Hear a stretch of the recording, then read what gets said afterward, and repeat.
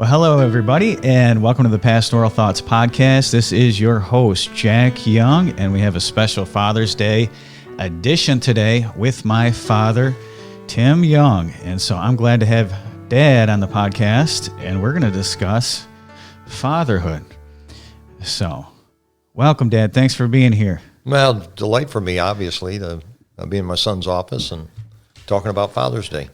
Amen. Well, Dad is my hero, and I did follow him into the ministry, and it's just a wonderful pleasure just to have him just as a guide and a counselor and mentor. But then he also is my dad, and so it was a pleasure growing up in a preacher's home. The ministry was a big deal. The things of the Lord were just a lot of fun, and once I was saved, I didn't think I was capable of being in the ministry.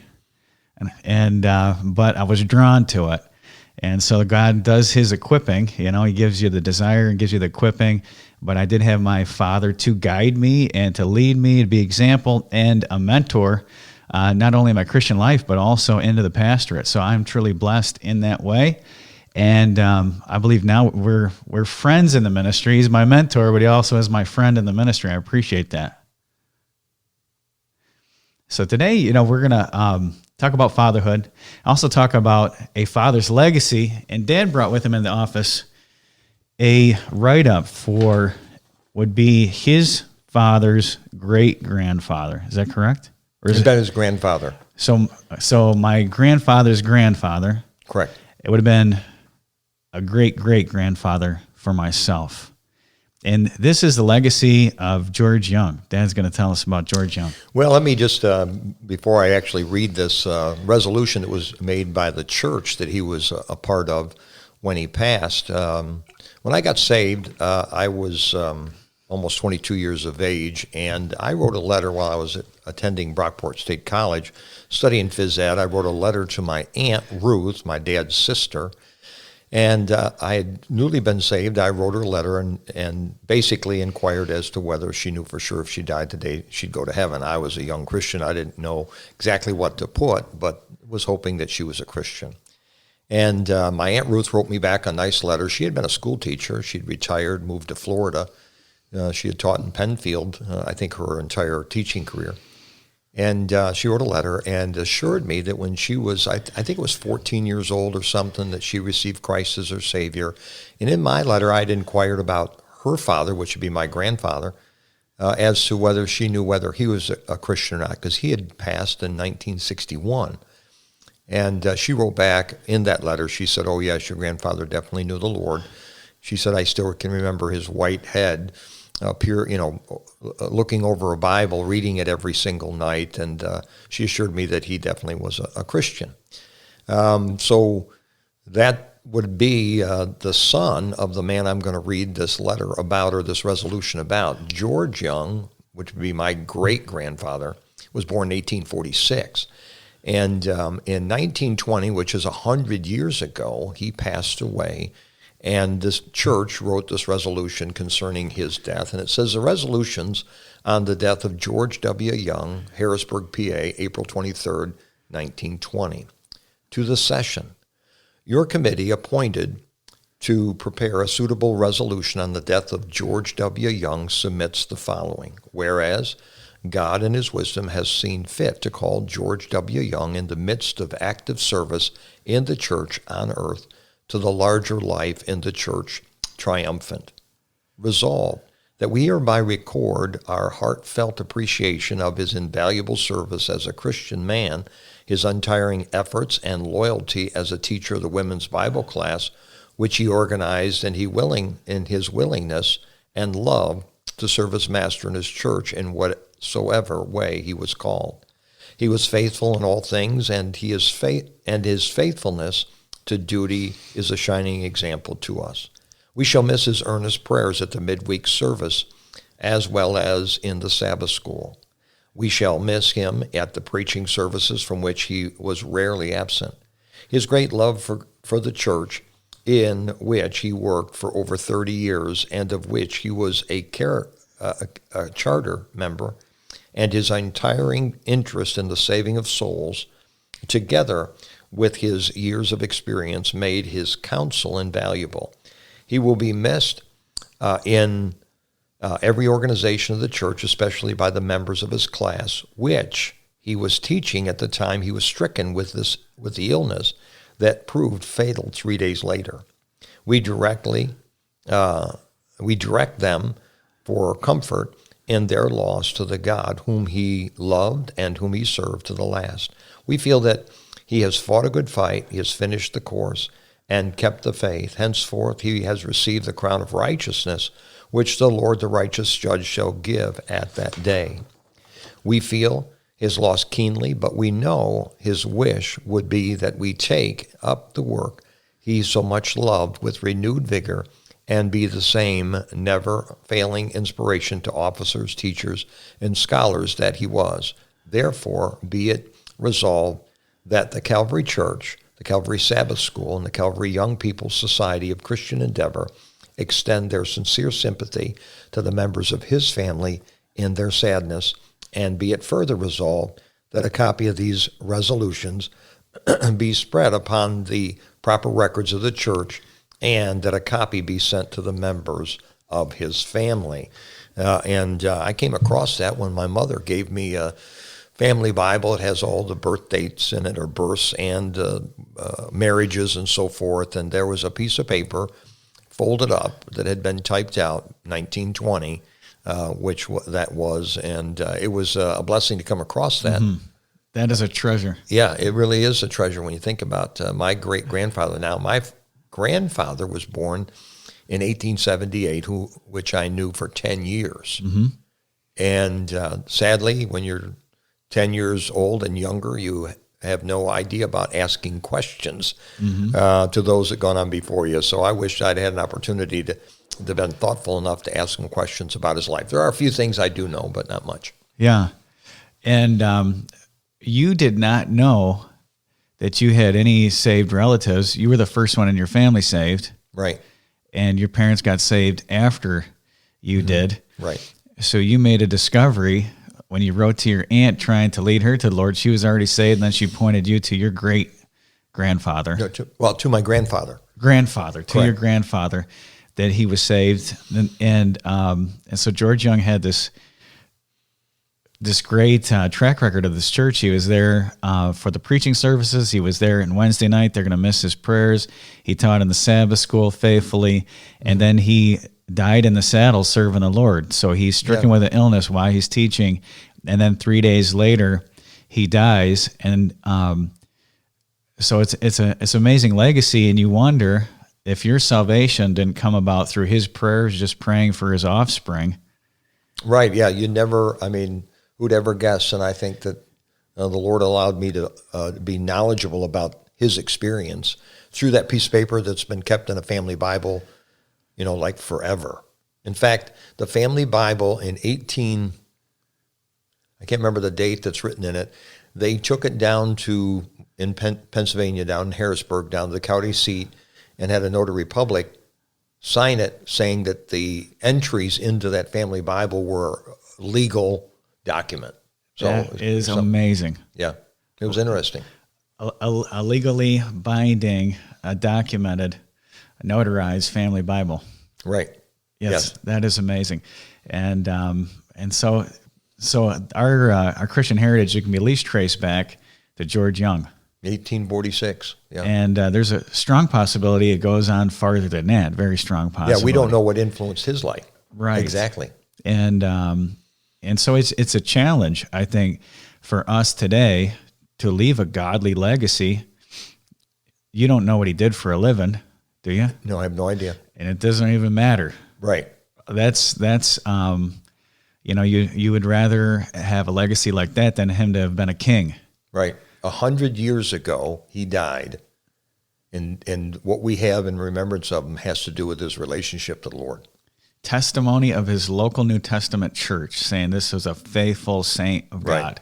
Mm-hmm. And there's no greater accolade than that. And from their point of view, he had fought a good fight. He'd finished the faith. He kept the faith, and henceforth is laid up for him a crown of righteousness. And that's his church speaking on his behalf.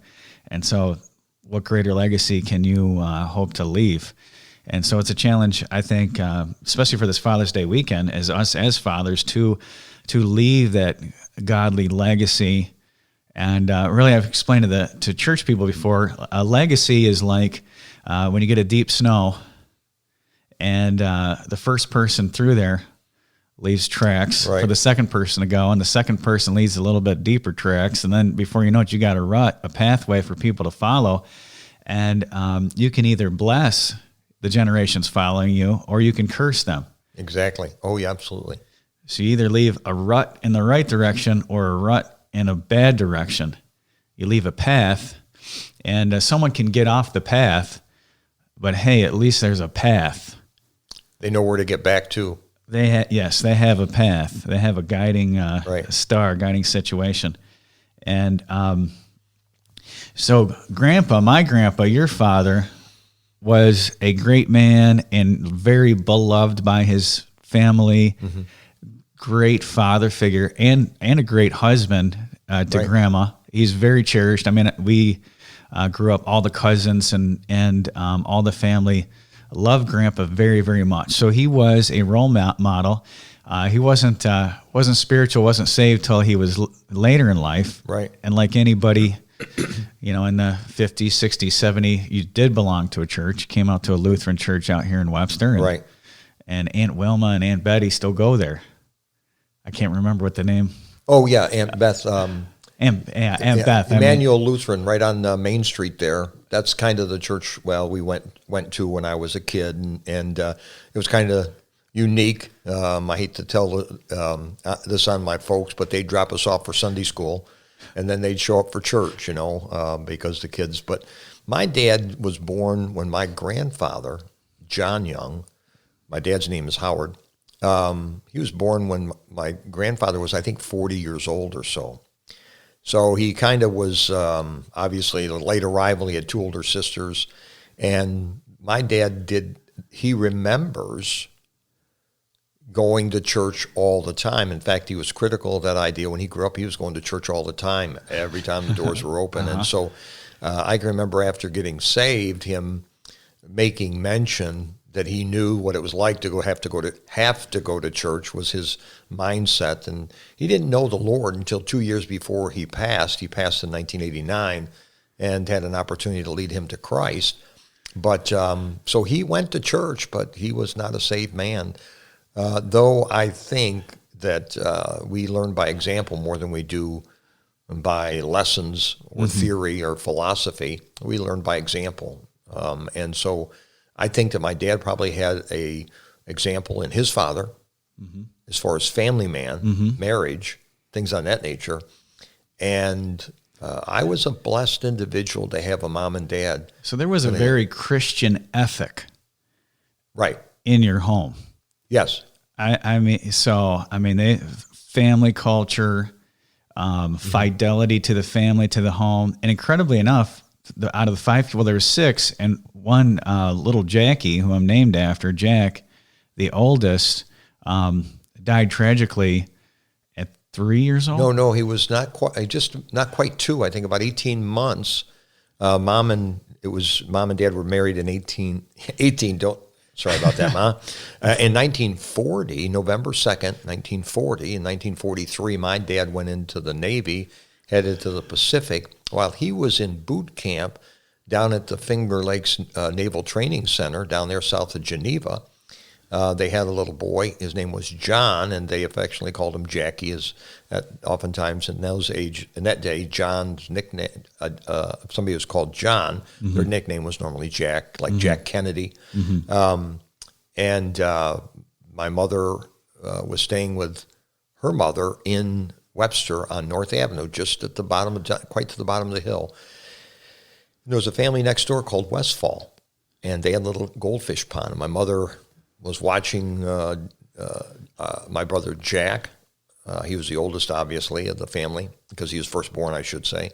And he wandered off and fell in that goldfish pond, and drowned. And that would have been 1943. And he was just about 18 months old. So they lost him, and then there were five of us And my older brother my next one was born in 47, then 48. No, 47, 49, 50, 51, and then 56. So that was kind of the age, or 55, I think, Paul was born. And incredibly enough, all five of the kids, not all five believers, but all five of the kids are married to their first spouse, and they're all very family oriented. Absolutely. And they have carried on that tradition and that rich heritage of family and of home. I have got here, for those of you watching, I have this. You gave this to me. And this is a New Testament of the Scripture. And it says, presented to Howard G. Young. What was Grandpa's middle name? Graham. So Howard G. Young, by his father and mother, Mr. and Mrs. John Young, May the 21st, 1944. Of course, this is during World War II. That was World War II Bible, yeah. And it says this on the other flyleaf. If found, return to 28 North Avenue, Webster, New York, to Mrs. June Young. And so, the implication of a soldier also going off the war, saying return to Mrs. June Young, this would be if found on a person, right, on a body, this belongs to the widow, and mail this to this particular location. And then also growing up, here is a memento from Grandpa Young. He always carried a pocket knife, and he was always cleaning underneath his fingernails with it. I just say that he only had 8 digits because he cut 2 of those off, chopping wood with an axe. Yeah, during the war he was. Now, he told me when I was a kid, I was playing with the fan at the house, Grandpa's house, and he says, you know how I lost these 2 fingers? And I said, no. He said, I stuck them in a fan. And I believed him. I totally believed him for a long time. And I even clarified that with you. I was like, Grandpa lost his fingers by sticking them in a fan, didn't he? He's like, no, he didn't.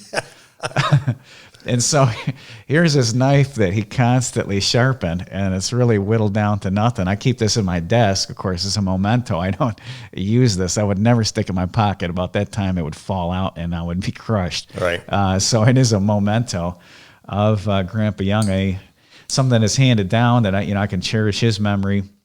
I know that in your office at church, you have the flag that was presented at his funeral and other tokens, mementos. And so leaving the kids a heritage is a wonderful thing. Oh, yeah.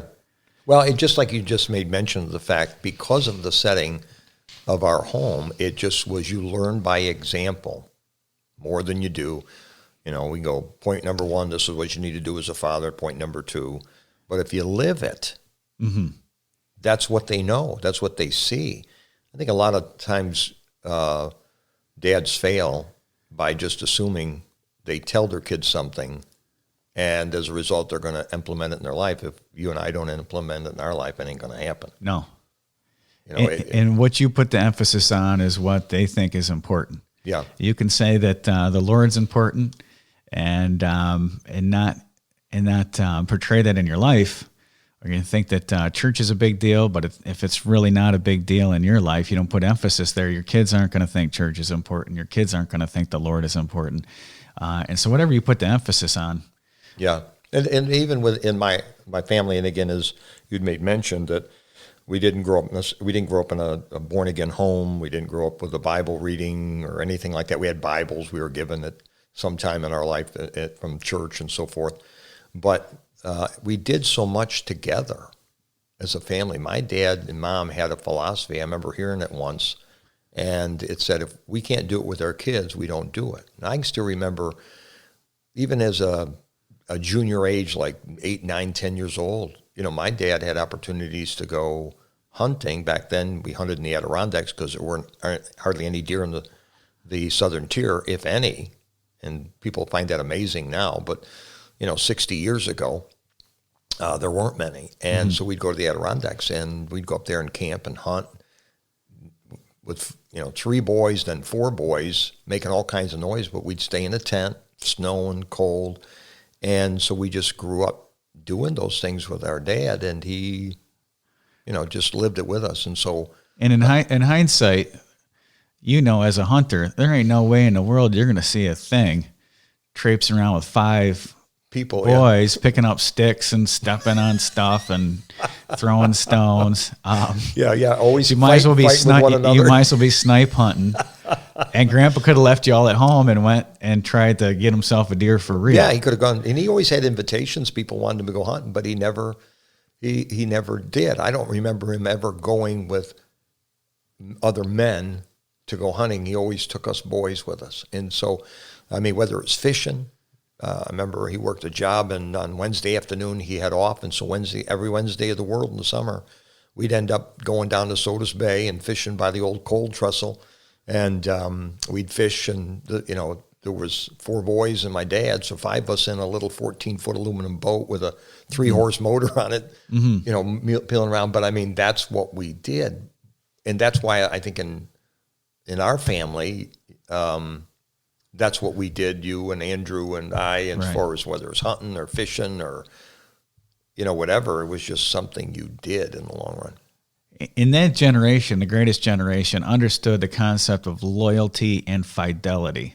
Yeah. Like everything, you were not an individual. You were part of other people's lives. Right. And I think that's been carried on even in your life. It's been carried on even in our uncles who don't know the Lord. They're still loyal and faithful to the family. Right. And I don't know what they think of myself being a preacher or whatever. They probably think I'm off the deep end, but whatever. It's Jack. He's a family member. He's a nephew, and completely accepting because they understand loyalty and fidelity to the home structure. Well, if we think in the book of Genesis, when we think about these people living and dying, whether it's Enoch or Methuselah or whatever, they lived many generations, and so those individuals, even when it came to Noah and the flood, all his relatives that lived all those years, stuff he had known. He was 600 years old, and so he knew family. And when I was growing up, my mother had 4 siblings, 3 sisters and a brother. And when I was growing up, there was always family get-togethers. There would be, there was 5 in our family, 4 in another, 5 in another, 2 in another, 5 in another. I mean, there was like, I don't know how many grandkids my grandmother had on my mother's side, but we'd have a sea of people. Mm-hmm. And I think 2 things. One is it gives you a sense of who you are. Yes, identity. Secondly, when you don't have it, you have no anchor. Right. And so your life oftentimes will go in various and sundry directions because there's an expectation as far as a family.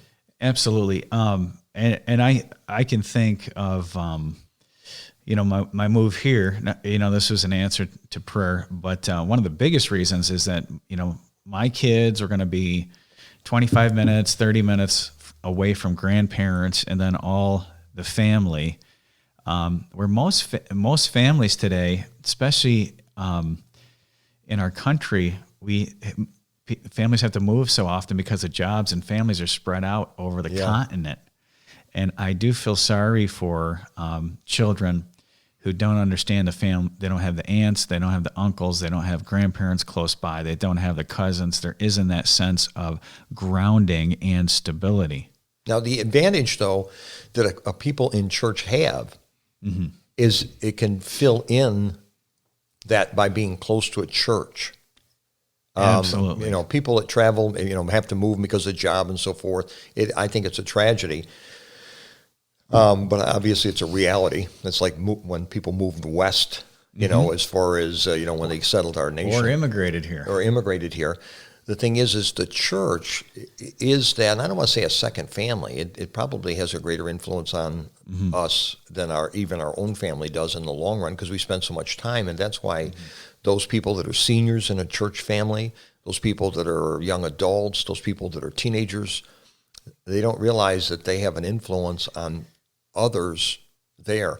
That you as a teenager, you're looked at. You almost could be a grandchild of somebody in your church. Absolutely. And somebody could be a grandparent to some small child. Or let's say a child is without a dad. Mm-hmm. You got to be careful about taking over. I'll be the dad, but try to be that father image figure, mentor, and so forth. And that was one of the questions I was going to ask you too, because you think of the Black Lives Matter rally and stuff, and I just look at that. Of course, we look at it from a spiritual perspective, but we know that there's communities where the family structure is wiped out, and government can't replace a family structure. Right. 75% of those segments of society, those men that are now in the streets, grew up without a father figure, let alone a father in the home. Mm-hmm. So there's a lot of people who we can talk about our heritage, about, I could talk about you as being a role model, mentor, in so many ways, because not only are you my dad, you're Christian, but you also are a pastor. And a lot of men perhaps listening, they said, well, what am I supposed to do? I didn't have even a father figure in the home. I mean, what would be your recommendation to a young man or or even, I would say even a 41-year-old man who didn't grow up with if he was my age without a father figure, what should he do? It's true that I came from a generation that actually the family structure was pretty solid. I don't want to say for everybody, but many. I think if I was going to recommend anything to somebody that didn't have a father figure is to try. Again, I'm a church guy. Mm-hmm. You can ask our kids. We didn't go to church because we had kids. We went to church because we went to church. We were Christian, and they came with us. So it wasn't a matter of saying, well, we got to go because the kids need to get to Sunday school. No, we went to church. I think if you get to church and you see and have an opportunity to see somebody that has a good family structure, it may not be a matter of asking them principles and logic and everything else, but watching. Mm-hmm. It's amazing to me. I grew up where if an adult walked in a room, I got up and yielded my chair to that adult. I didn't say, I got here first. That was instructed by my parents, or exampled by my parents. If I was delinquent in it, I can still remember my dad saying, get up and give him your chair. I didn't question it. Well, I got here first. Right. No, it was a matter of examples. So a lot of times examples help in front of you.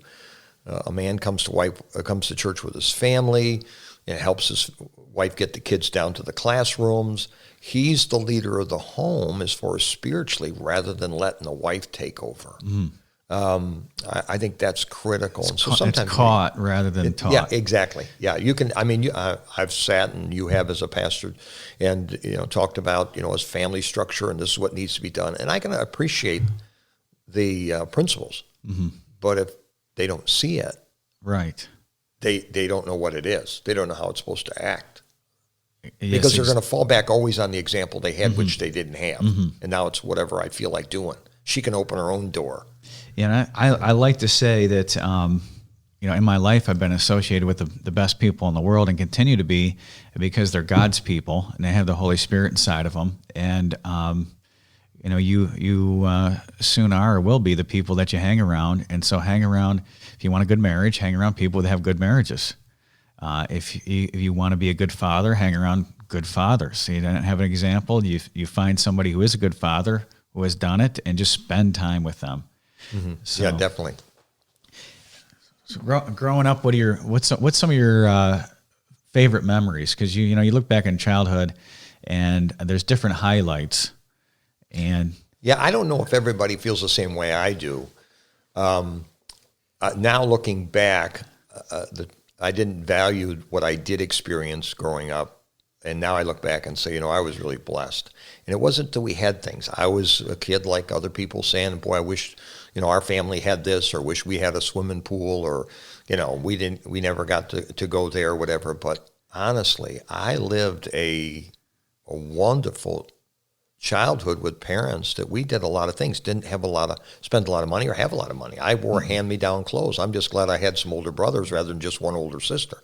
But some of the fondest memories were what we did collectively as a family. And to me, it had to do around camping. Maybe every Sunday afternoon we'd take a ride. It was called a ride, and we'd just drive out in the country and drive around looking things. I can still remember my dad doing that. It was something when gas was, 20 some odd cents a gallon. We could do that, in a 56 Chevrolet or whatever. And I don't remember what the 1940 whatever, when I first car I remember had running boards on it. I could tell you that. But just simple things. We camped. My grandfather, my mother's dad, and I'll add something to that in just a minute. But my grandfather on my mother's side, he was Canadian. He lived in Toronto, and he built a cabin 150 miles north of Toronto on Little Hawk Lake, Big Hawk Lake. And you had to go 4 miles over water to get to it. And as a kid, we'd go up there for 2 weeks. I mean, and my dad would take 2 weeks vacation. My mom did, same time, and we'd go up there.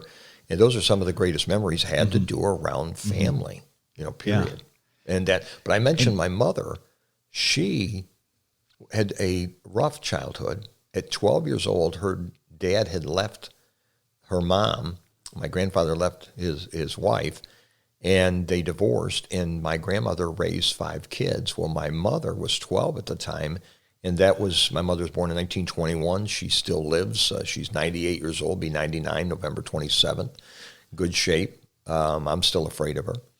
But she, at 12 years old, she went to work as a nanny and a domestic for a wealthy family in Rochester, and 6 days a week, at 12 years old. 6 days a week, she'd live there, watch the kids, help set the table, help get the food on the table, and then on Sunday she could go home, go to church. She did her laundry Sunday, and then she had to be back Sunday night, so Monday morning she'd wake up with the kids. That's 12 years old, never went home. 2 of my aunts, they ended up going to the Hillside Children's Home when it was on Cobb's Hill, or over near that area. I don't know exactly where, but I remember them telling. And then the 2 youngest stayed at home. That had been my Uncle Tom and Aunt Wilma, and they stayed with their mother while she took in laundry and sewed and everything. It was my mother, 12 years old. So for her to have the family structure we had is amazing things. So she did. She valued that like nothing else. Yeah, it was important to her, absolutely. I remember Aunt Sue saying one time that, of course, so there's 4 boys, 1 girl. Right. And so Sue was not thrilled about going up in the wilderness for 2 weeks up in Canada, and the boys were really amped. So she said she was going over water in the boat, and she was crying because she had to go out in the wilderness for 2 weeks. And Aunt Sue does not, wilderness don't go together. Right. And so she said, Ma said to me, Sue, these are the best days of your life. And and so that's why Grandma came from. They all agreed, yes. They all agreed. But Grandma knew the value of having a home because she did not she didn't have one. Yeah. And that's another thing, too. If you grew up fatherless, that does not limit you. When R.B. Alette was here, I was talking to him, and he said that he and another preacher were talking about all of the great pastors who grew up fatherless. So he said J. Frank Norris, he said Jack Hiles, Clarence Sexton, all their dads were drunks. And he's talking to this other pastor the other pastor had a good father, R.B. Alette had a good father. Yeah.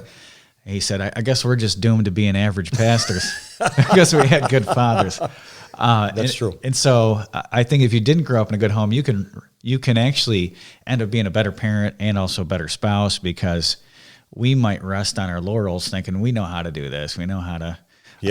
where someone takes the Bible, redefines what marriage is according to the Bible. Same with parenting. And Grandma was definitely, she is like a matriarch in the family. Absolutely, yeah. And just an amazing woman. And we're so thankful for her and for her life. So look at my questions here. Oh, you still are a dad, but all the kids are gone. Mm-hmm. You got 8 grandkids. You've got 1 on the way. 9 grandkids, 1's in heaven. Oh, that's right. 9 grandkids, one's in heaven, and then you got 1 on the way. So 10. Mm-hmm. So we're looking at 10. So if you could go back, like to my age, when you had kids, what advice would you give to yourself? I don't know if other fathers are like this. Some are not. I guess it depends on the personality. When I think, and there probably is not a week that goes by, I could almost say a day goes by that I don't grimace over what I failed to do or what I did that I regret back in many different areas. And one would be raising kids. You think they're there forever, and then you realize they're gone. And from the time they're born into the home, they are slowly and continually moving away from the parents. And so anytime you have to build a relationship with them, that is critical. I failed in many regards in that matter. I'm thankful for the wife that I have because she certainly made up a lot of the slack because of me. I'm kind of built for speed, not for accuracy. And so we were busy. We started a church, built a church as a ministry. It's a 24/7. Most people wouldn't see it that way, but my family paid a great price in that. And there were some times that I should have spent more time, in the family, in the home, in different ways. Now, somebody may say, well, no, it worked out good. We did this, we did that. But to me personally, I look back and say I probably could have done more. And ultimately, you, along with every other parent, would say that your kids turned out right because of the grace of God. Absolutely, yeah. And despite yourself, not right. Because of, you did have a role to play in that. So what advice would you give? Because you were, you and Mom both all about the ministry, and it was so exciting. It was big stuff. And that's, I think that's why, I just, once I got saved, as, you were into big time, in church and the Lord's work and everything. And it was easy for me to go and to be in the Lord's work. But what advice would you have for pastor fathers? Well, what I would do, and I'm not sure whether it was something that was said to me or something that was taught or whether I just figured it out. As a pastor, I didn't bring the troubles of the church into the house. We didn't sit at the dinner table and, complain about this person or this person did that and what's wrong with them, and our kids hear that. Most of the time, I never even mentioned anything to my wife about things that were a problem that somebody had a problem with. It's not necessary. To me, it was always the idea that 2 + 2 = 4. But if somebody's handed the equation, 2 + 2 equals, and they're not able to fill in that blank, then there's always that emptiness of, is everything okay? And, is there a problem? Are we insecure? And if the kids sat there and listened to it over the dinner table, they're not going to like the ministry. No.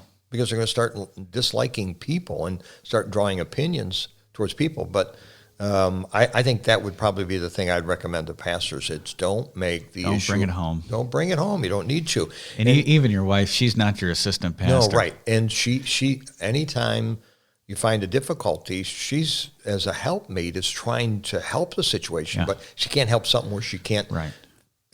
She has no control over. No control. She can't finish the answer that 2 + 2 equals. I would tell soldiers that at Fort Drum, because they'd be deployed, and I'd call their wife from Afghanistan, tell her how horrible it was.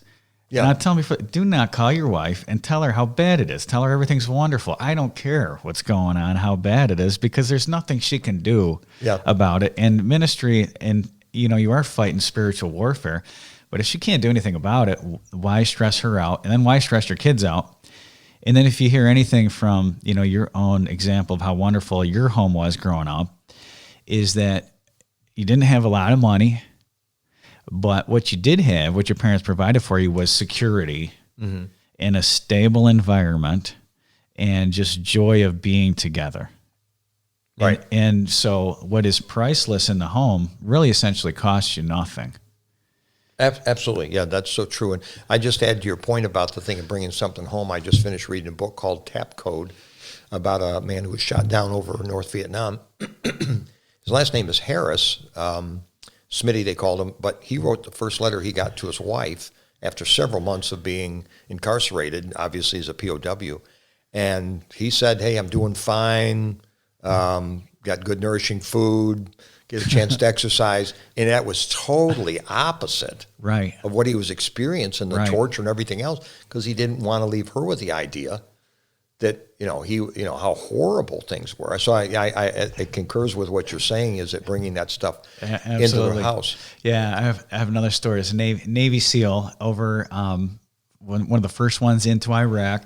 He's staying in one of Saddam's castles and actually sleeping in a bedroom there. But every day they're facing junk. And he said, oh, my goodness, I got to take a picture for my wife. And then he realized he had all these pictures of home, and he didn't even put them up yet. So he said he put them all up in that room. He took a picture, and then he took them all back down. He said, because I can't think about my family when I'm at war. Yeah, right. I just got to focus on war.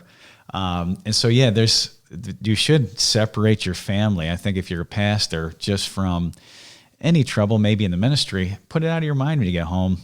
Yeah. And I was talking to a pastor friend yesterday, and he was talking about how he and his family up there at First Baptist in Black River, they're going to Oregon for 10 days for a family vacation. And I told him, I said, thanks for doing that, because I know that's going to add to your longevity in the ministry, because he's taking time for his family, and they're just going somewhere together for 10 days. Right.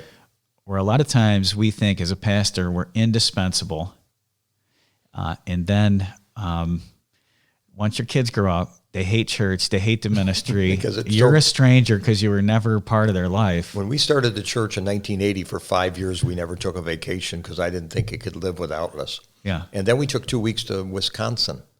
And we went up there, and I was sure that the thing was going to fall apart without me in the present there. Right, and so yes. I would call the secretary, and she said, no, everything's fine. There's nothing. So it was 2 weeks. It was like forever. We had, for 5 years, I promise you. Now, there was occasion we might have gone for a couple of days up in the Adirondacks in the winter to camp there at that cabin. But no, that's true. And I would add also that even not only pastors, but dads need to stop bringing the problems of work to the dinner table. Mm-hmm. You know, you don't like somebody, or if somebody didn't treat you right, or some boss, you're setting your kids on a course that they're going to hate. That's right. They're going to always be hating somebody that is trying to give them directions or trying to employ them or whatnot, because we've built that around them. So, you know, go to work, get your job done, do a good job, be a good testimony as a Christian. But if you have a difficulty, you don't bring it home and say, oh, I'll tell you, I'm sick and tired of that place. And so I feel bad for kids that have to try to deal, or a wife. Yes. That has to deal with the negative of a place that they have no control over. They can't change it for their husband or father. Yeah. And I think that the perspective on your family should be work as well, in the sense that there's a duty, obligation, and responsibility to your family. And so put the other responsibility and obligation on the back burner when you're with your family. Now it's time to put in the family work, whether it's playing a board game, right, or reading a book to your kids, or going on a bike ride with them. That is your time to do that. Mm-hmm. Where a lot of times us as men, we do identify with what we do, our work, our value comes from what we do. But look at your family as something you do, as an aspect of your life. Because when all comes down to it, you know, you don't get to retirement, you don't have your wife anymore, your kids don't want anything to do with you. You're going to be a lonely, miserable person. Two things, or a couple things. One is you're leaving a memory for the kids. They remember the bike rides. I don't remember anything else. I remember the things that I enjoyed as a kid. Right. Now, other people experience horrible situations. I understand that, and God bless them. God can help them. The other thing would be, I read a letter at the beginning, or a resolution by a church, and that's what that man left. Mm-hmm. George Young did. That's what he left for his 150 years later, 60 years and with later. that resolution, you brought me a copy of that, and I was thinking, while you're reading that, I thought, I need to get that typed up in some beautiful calligraphy or something and frame it, because that is just so inspirational for me. I don't care if this guy was a shoe cobbler or who cares? Picked up trash, whatever. Right? Who cares at this point? I don't care if he was a king. That is better and of more value, and that's something that I can hand off to my kids and saying, look, this is the legacy that you followed. In Tuesday, we did a podcast about Charles Haddon Spurgeon. There's 12 generations of Christians. And the title of the book review was Under the Shadow of the Broad Brim. Mm-hmm. That's not Spurgeon's broad brim. That's his great-great-grandpa Job in the 1600s, who came over under persecution to England and was further persecuted for the faith. there in England, being a nonconformist. He went to jail for attending nonconformist services. And so every time Spurgeon got up to preach, he said, I feel like I'm standing underneath the shadow of the broad brim. Wow. So the legacy That's handed kind of, down. well, that would be kind of the situation with that letter or that resolution that we read this morning. The thing is that that's a broad brim there. Yes, absolutely. So here's a guy who has attended all preaching services. They're going to miss his prayers on Wednesday night. They're going to miss him in Sabbath school. And he was struck ill, so he dies in the saddle. He's struck ill while he's teaching. 3 days later, he goes on to glory. Right. That's what a testimony. And the church accommodates this by saying that he's going to hear, well done, thou good and faithful servant. He'd fought a good fight, finished the course, kept the faith. He's going to receive a crown of righteousness. And this is the testimony of his church. It's amazing. Well, sounds good, Dad. Anything to add? No, I'm just honored to be your dad. Well, thank you. And I'm honored to be your son. So we will sign off with that. And of course, we'll have Dad back on the podcast for sure. So it was a pleasure having him with us today. And make sure you like, subscribe, and also give us a 5-star rating if you can on the podcast. We'd appreciate that. God bless each and every one of you. I know this was a blessing to you, so share it, please.